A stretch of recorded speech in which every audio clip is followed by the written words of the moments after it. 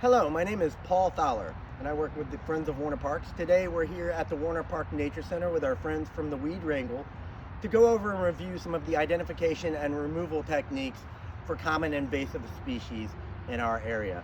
This includes what we find in our parks and what you might find in your own personal landscape. Today we're going to go over a number of tools, from cutting instruments such as loppers and saws to digging instruments such as a mattock or shovel, and a leverage tool known as the weed wrench. First off, we are going to identify bush honeysuckle, one of our most common non-native plants that overtakes our forest, probably growing in a lot of your yards along fence rows or recently disturbed sites. These plants have lost their leaves now, but they will leaf out earlier in the spring than most other plants. So by weed wrangle date in March, these should be bright, vibrantly green before any of the other plants. One of the biggest identification techniques for this plant is the opposite leaves. Right now, you can see the big opposite buds coming off the plant. Another great identification technique are these multiple stems coming from the trunk.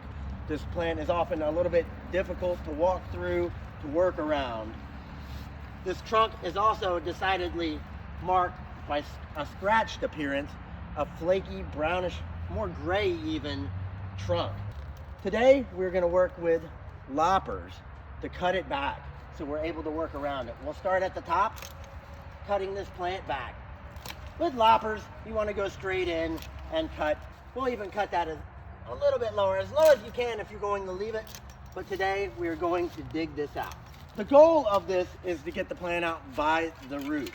You want to get underneath this plant and leverage it from the ground. When you take out this plant, knock off as much dirt from the root ball as you can. We're going to try to haul these away today. If you can put it in your brush collection.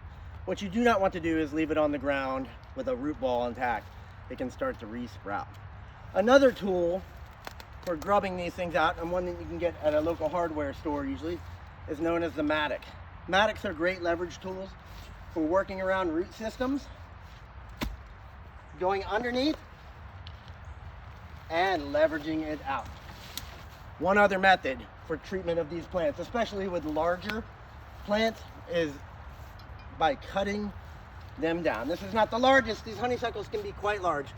If you do choose to cut it, or you're working around a tree with a larger root system, you can use a saw, and you want to cut it as low to the ground as possible. You can monitor it in following seasons and continue to cut it back. Eventually, these plants will give up. Here we are with Chinese privet, one of our other top targets here at the Warner Parks, and likely to be growing in your yard when you get out and work on the weed wrangle. Chinese privet is somewhat evergreen. It will retain its leaves through most of the winter, sometimes completely. You notice it is still vibrantly green. They're small, oval-shaped leaves, slightly glossy. It's got again a grayish bark. Later on in the spring, it's going to be covered in clusters of purple berries, loved by birds and wildlife, which enables it to spread through this forested woodland. For this plant, we can utilize many of the techniques that we did with the bush honeysuckle: cutting, lopping, digging. Now I'm going to show you how to use a weed wrench. Weed wrenches are a tool designed specifically for invasive plant removal. They're a leverage tool that you can put around the base of a plant. You close down such as this, clamps down on that trunk, and you pull back. It extracts that plant from the ground, roots and all. Thank you for choosing to spend a little bit of time learning about the weed wrangle and how you can protect your land and our woods from the threat of non-native invasive species. It's not hard work, and with a little bit of effort, you can reap the benefits both aesthetically and ecologically for a more natural and native landscape.